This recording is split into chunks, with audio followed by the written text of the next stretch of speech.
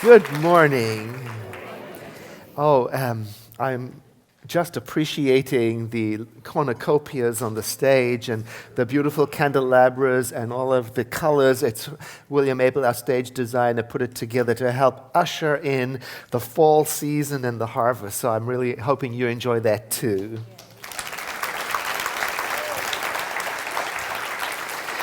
As you may know, every month we choose a new focus for our services, and this month our focus in November is freedom from fear and error thinking. How wonderful. Now, in your bulletin there is an article, and I just wanted to read it because I think it sets the tone for our whole month. You're welcome to follow along. It says, sickness, poverty, homelessness, and unhappiness are very real experiences of human life. What causes these experiences? We may never be able to fully and satisfactorily answer this question. Metaphysics, and that's our tradition here at the Center for Spiritual Living, metaphysics invites us to consider that everything that exists is a result of individual and combined use of the creative power within. Dr. Ernest Holmes, he's our founder, he writes in Living the Science of Mind, and that is the book that we're reading together all year. And on page 354, he writes that we do not deny that people experience what we call evil. For such a denial would be absurd and would place us in a position of saying that everything that we do not like does not exist. People actually do suffer physical and mental pains. We know that.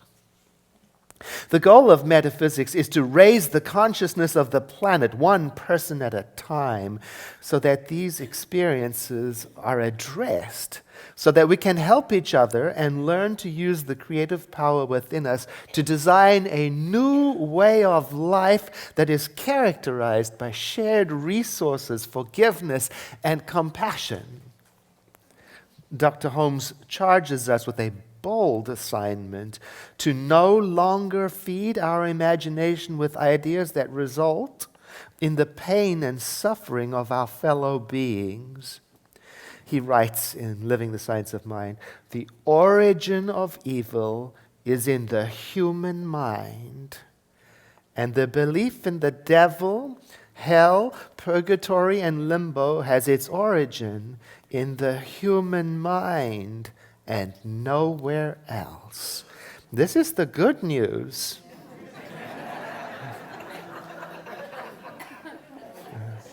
This belief, he says, must be erased from the mind. We must come to know that there can be no ultimate evil. We must have the assurance that evil will disappear from our experience in such a degree as we no longer feed it with our imagination or through our acts, which create situations that encourage it. Oh my goodness. That is so good. You know, and I was thinking about that and how in our movement, Centers for Spiritual Living, we have a position called the Community Spiritual Leader. Now, this is currently occupied by Dr. Ken Gordon, and I see it as a very challenging position to hold because this person, the community spiritual leader, gets to articulate our movement's position on controversial issues like the one we just read about, good and evil, and also those challenging issues that tend to divide us, like climate change and same-gender marriage and human rights and the obligation of faith communities to support them, and shooting in synagogues and environmental stewardship and homelessness. Now, just take a moment with me and try to imagine being the community spiritual leader and having to speak for a whole movement of people like us. Radical individuals who are non-conforming by nature. Yeah. And unlikely to agree on much. especially subjects that are so emotionally charged, subjects that bring up the discussion of right and wrong and choice and liberty and freedom, like this upcoming election, Oh, I think I must have spent hours reading through the complicated language of all the propositions and reviewing the voting records of the judicial nominees and thinking through the implication of making one choice over another. Did I understand what a yes vote means? Really reading through it, And it's an investment of time that I am glad to make. I am. It's an investment in my own consciousness, and it's an investment in the future of my nation. Because I certainly don't want to accept something without question. Because I learned that here at the Center for Spiritual Living. I learned to value thinking, and to value thinking for myself, and not to accept something just because everybody else is thinking it, or because it's popular, or because our founder, Dr. Ernest Holmes, said it, or because the community spiritual leader said it, or because it's written in an ancient book somewhere for whatever reason, but instead to think and to invest the time that is required to think. And that is why we tend not to tell people what to vote for, but we do tell people about the unity of all life and about the divinity that flows through everyone without exception, and about our inherent essential nature of wholeness, that nature that compels us to treat each other with dignity and justice and fairness, and we teach that the divine does not withhold its compassion from anyone, and neither should we. Now, we have been preparing for times like these all year.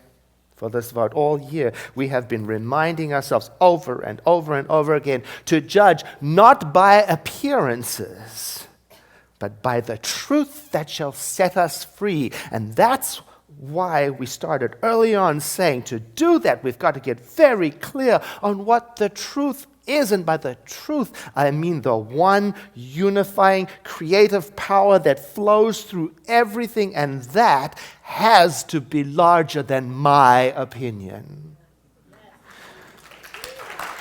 That has to be larger than my religion. That has to be larger than my way of life, if it is to include everyone. Oh, and for me, that means staying awake.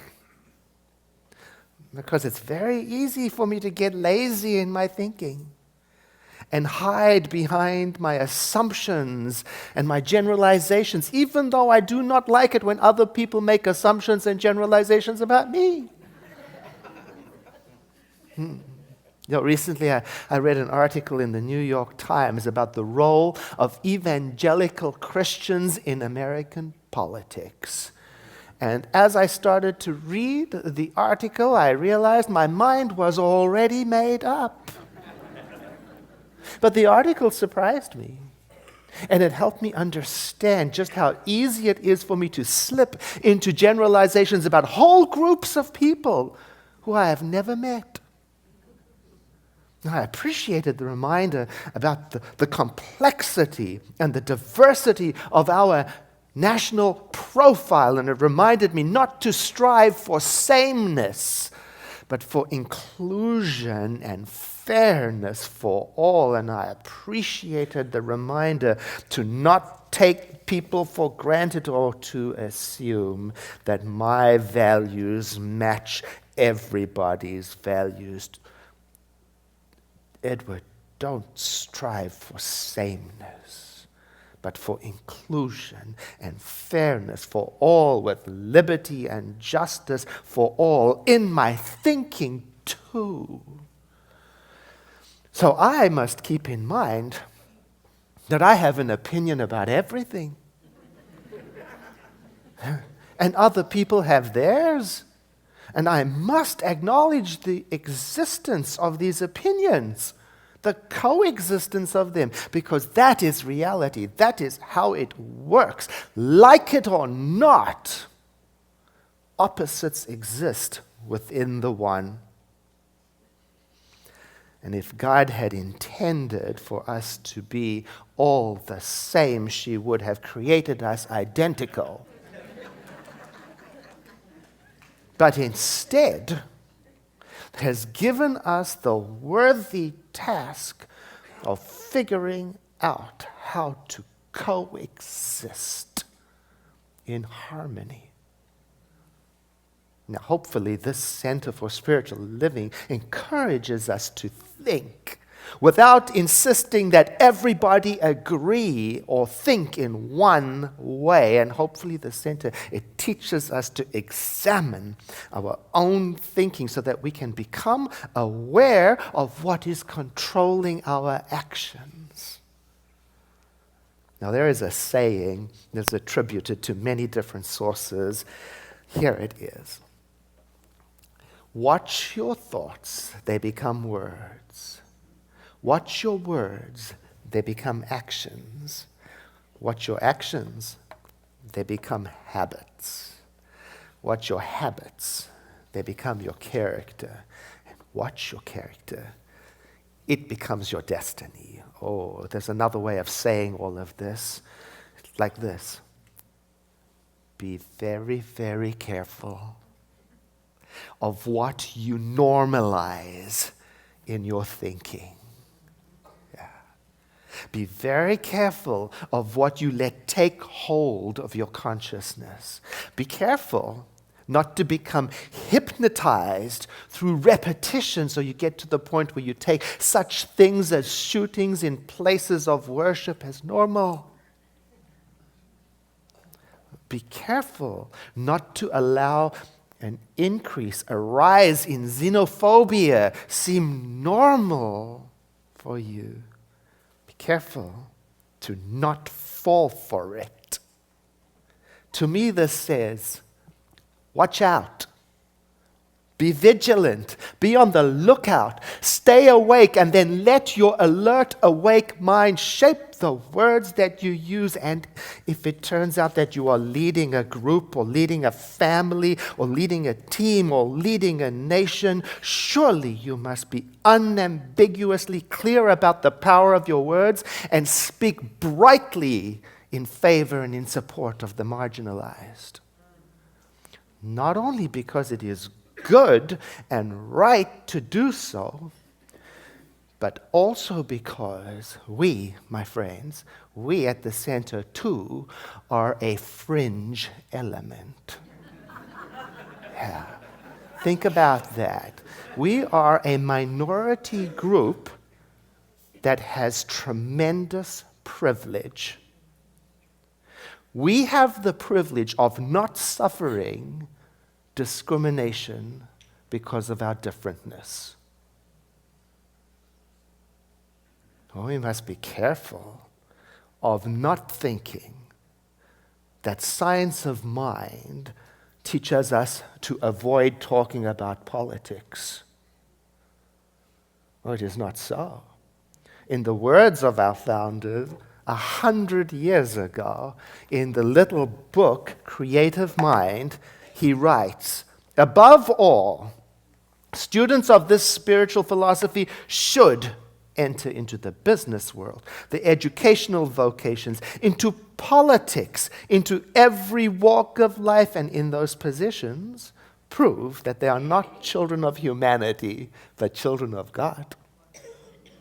Oh, and then he goes on to say in the same little book, do not hesitate to enter into life. He says, the game of life. Do not hesitate to enter into the game of life, but do so with zest and with enthusiasm that overflows with life, and fill yourself with the radiance of life, he writes, running over with power and usefulness, he writes, and then the world will see your light and do it not just for you,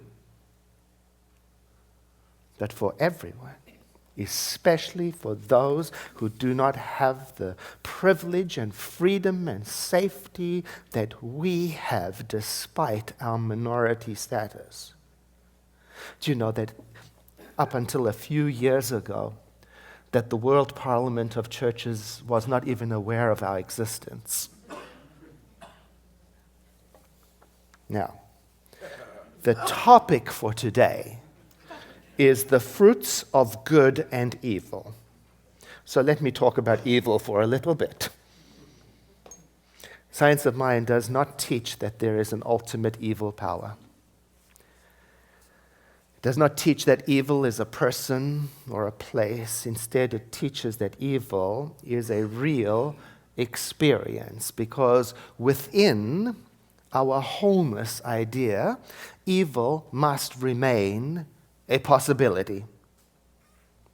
If we are to be free, we must have that possibility too.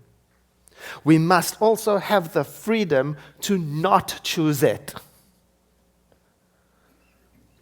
Within the state of ultimate freedom, there exists the possibility of creating havoc or harmony, the potential to heal or to harm. And what makes the difference between one path over another is our ability to choose. Or maybe our obligation to choose. One person said to me, there is one area where we are not free. We can't not choose.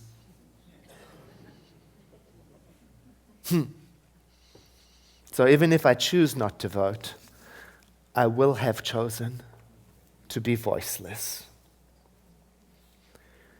Even if I choose not to speak up for the marginalized, I will have chosen, and I will have chosen on the side of oppression. Oh, Edward, stay alert. Stay awake. Don't be fooled into thinking that just because everything is possible, that everything is a great idea. It ain't so. Oh, Edward, be very careful of oversimplifying the idea of the truth of oneness by saying it's all good. It's more complicated than that. Like it says in 1 Corinthians 10, all things are lawful, but not all things are beneficial.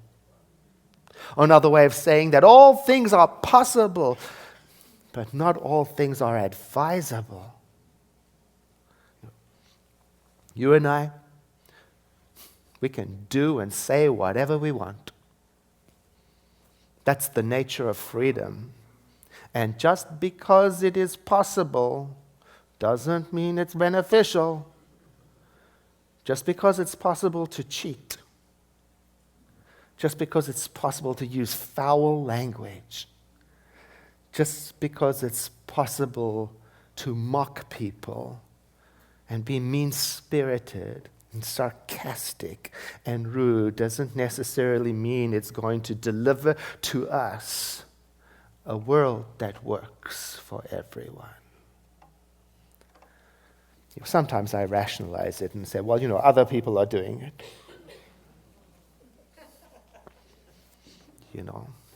Maybe you've heard yourself saying it. Everyone's doing it. Or maybe you said, oh, I saw Dr. Edward doing it. Well, if the practitioners do it, well, if the president does it, surely I can get away with it too. Oh no. Let me talk to you about karma.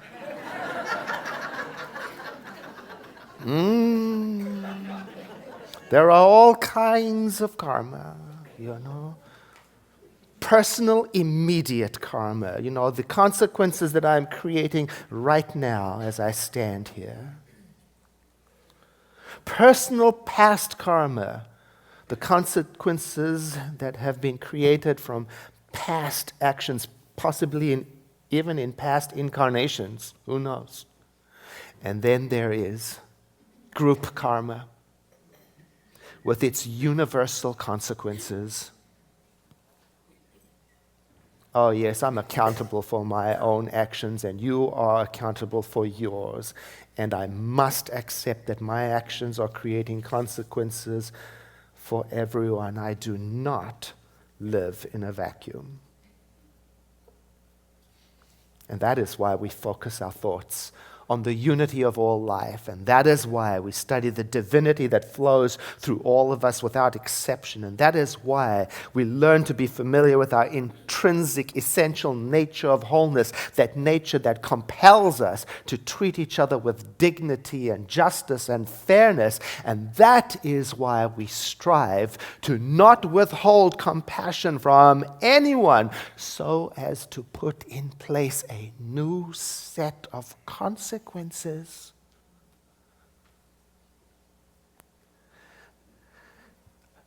Story time. When his house was bombed, Dr. Martin Luther King Jr. rushed from his church on Dexter Avenue in Montgomery, Alabama. He had been preaching and leading a meeting in support of nonviolence. Miraculously, his family hadn't been hurt. Yet, who knew what would happen next? Was this the first in a series of attacks? Would the next hour bring a mob rampaging through the streets? Frightened and angry, a crowd grew in the front yard. Dr. King stepped onto his front porch and addressed the mass of people willing to defend him and his family. No one would have blamed him for resorting to armed protection. Instead, he urged restraint. He told the crowd to go home and put away their weapons. Those whom he asked to stay the night to watchfully protect his home were told to have no guns. In the face of violence, King stuck firmly to his message of nonviolent response and relied on the superior power of love to ultimately defeat hatred. King preached and practiced the biblical concept of love your enemies. It was more than conviction in the scriptures or blind faith in the word of God. King had moved beyond a doctrinal platform to a living faith and comprehension of God as love. As he said later, nonviolence is absolute commitment to the way of love.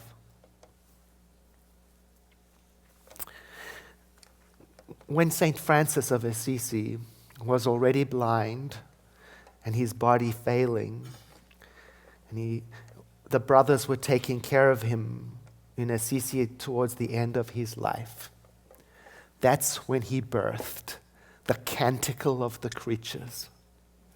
Now, the Canticle of Creatures is a song of praise and thanksgiving, and if you read it, you might be tempted to think that it was written during the high point of his life, but it wasn't. It was written in a time when he couldn't even see with his own eyes the beauty that he was praising. It's a reminder to us during times of trouble to not abandon the truth.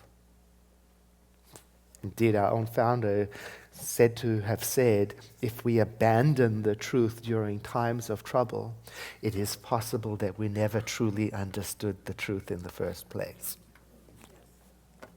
Now, next week, we are going to be talking about fear and punishment. I can hardly wait.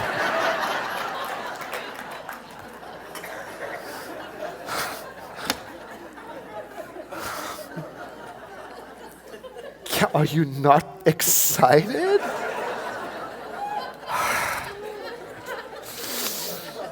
So I leave you with this. The words we started with. Watch your thoughts, they become words. Watch your words, They become actions, what your actions. They become habits, what your habits. They become your character and what's your character. Because that's your destiny unfolding. I invite you now to breathe in with me and to exhale, letting your eyes close as we turn within to recognize that one infinite power, the one self-existent cause, the living Spirit Almighty, that is in and through everything, present everywhere as itself. And I'm accepting and realizing that that is where I live. That is what I am made from and all that I've ever been. And in this energetic field of all possibility, I have such freedom, and I am so grateful that I do. And as I speak this word of prayer, I realize that even as the words are being formed in my mind, that reality is shaping itself around me, my reality. And so I claim for me the strength and the willingness to be unambiguously devoted to love. And I give thanks in advance because I realize that even as I'm speaking this, that I'm setting in place a set of consequences that are new, and I look forward to them. So I celebrate, I give thanks in advance, and I release this word to the action of the law, and together we say, and so it is. Once again, a breath in, followed by a sigh.